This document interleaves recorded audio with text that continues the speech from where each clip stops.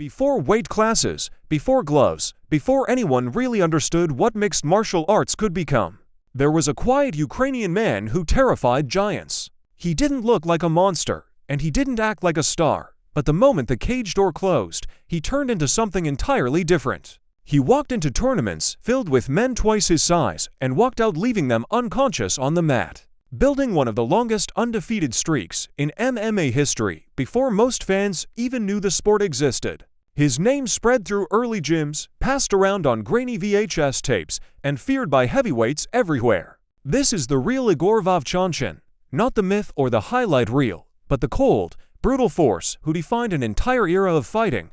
Let's start at the beginning of his journey. For most MMA fans today, the name Igor Vovchanchyn is something you hear in highlight compilations, old interviews, or late-night debates about who had the scariest hands in the sport. But for those who lived through the wild era, before the UFC had weight classes, before gloves were mandatory, before the sport had real rules, Igor wasn't just another fighter. He was a force of nature, a mystery. A small Ukrainian man who walked into cages full of giants and walked out leaving them unconscious on the floor. This is not the myth or the exaggeration. This is who Igor Vovchanchyn truly was, the cold, quiet, iron-fisted striker who carved one of the longest undefeated streaks MMA has ever seen before Igor became a legend. His life started in a small Ukrainian village. Igor's story begins in a small Ukrainian village, long before the world knew what mixed martial arts was. In the early 1990s, before Pride FC or UFC pay-per-views, Igor was a kid working in a brick factory. His world wasn't gyms, supplements, or professional coaches. It was hard labor, freezing winters, and whatever fights broke out at school or on the streets. Ukraine during those years wasn't a place for big dreams. Most kids ended up on farms, in factories, or joining the military. But Igor was different. He didn't want routine. He didn't want quiet. He wanted to fight, anyone, anywhere, anytime. Even as a young boy, people felt something dangerous in the way he carried himself. As he grew older, things began to change. His interest in fighting wasn't a hobby anymore, it was becoming his path. He started with boxing, coached at first by his father. The local fight scene quickly realized Igor was not normal. He hit too hard, too fast, too naturally. People stopped showing up to face him. So, he moved on to kickboxing, and that's where the legend began taking shape. By the early 90s, he had over 60 wins and a reputation for ending fights before they even started. But then something unexpected happened, and it changed his entire life. And then came a moment that completely shifted the direction of his life. Something no one could have predicted. A traveling circus arrived in town. Along with it came a no-rules fighting event. No gloves, no weight classes, no time limits, just raw combat. Igor begged his coach to let him enter. His coach refused. Igor entered anyway. He hardened his knuckles punching sand and tree trunks and walked into his first no-rules tournament like a kid stepping into a playground. Instead of being intimidated, Igor dismantled every opponent they put in front of him.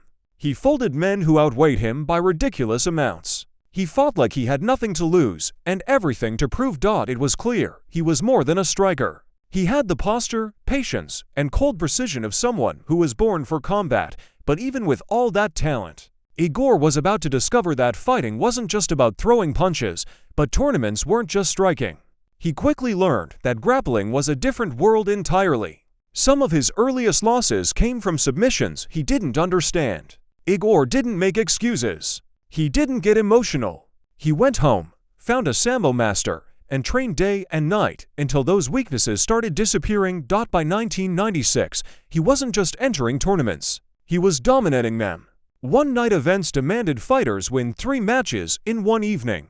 Most humans can't even imagine that. Igor did it multiple times. Once he learned from those early losses, Igor threw himself into the tournament scene with a new purpose. The heavyweights he fought weren't small. These were real giants, men who looked like they belonged in strongman competitions, not in cages. Some had UFC experience, others had hundreds of pounds on him. Against Fred Floyd, a 340-pound mountain of a man, Igor chopped the legs, circled patiently, and dismantled him like it was routine.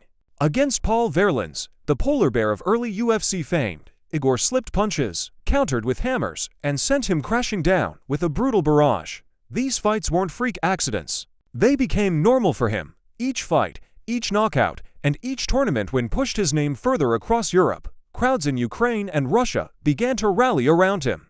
They had never seen someone so small fight with such control, composure, and violence, all at the same time.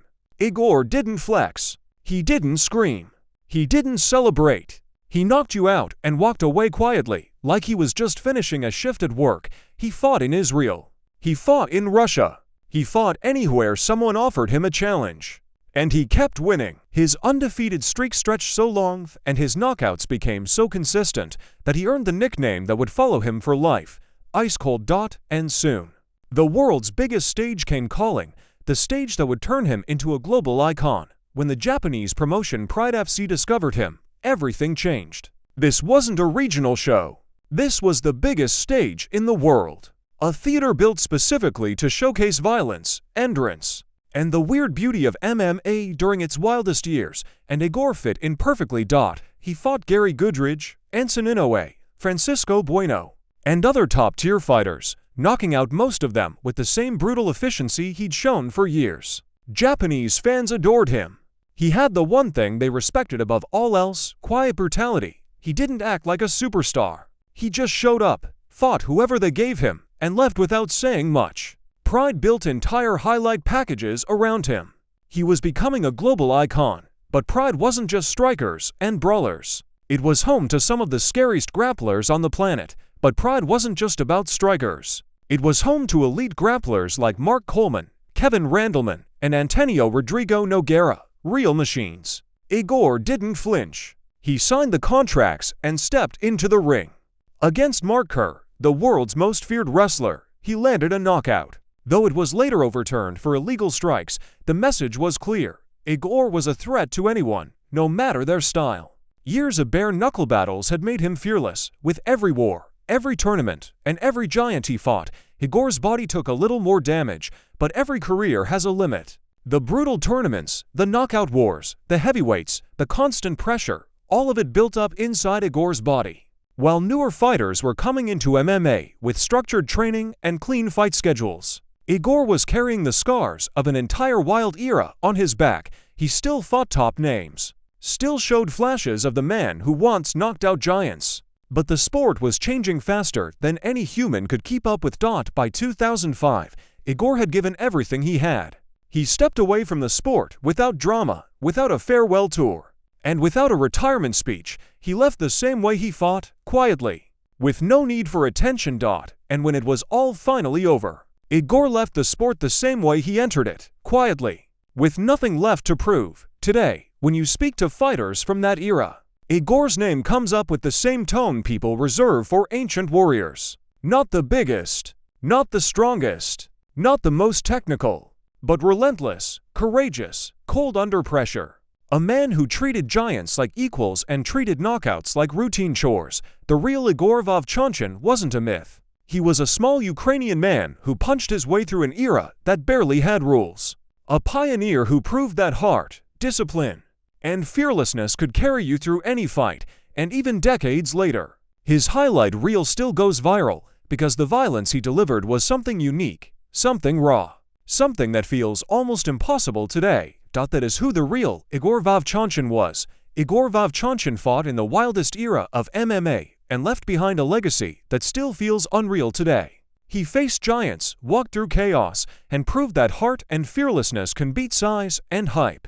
He never asked for attention, and he never needed to. The knockouts spoke for him. Even now, years after he stepped away, his highlights still hit harder than most fighters ever could.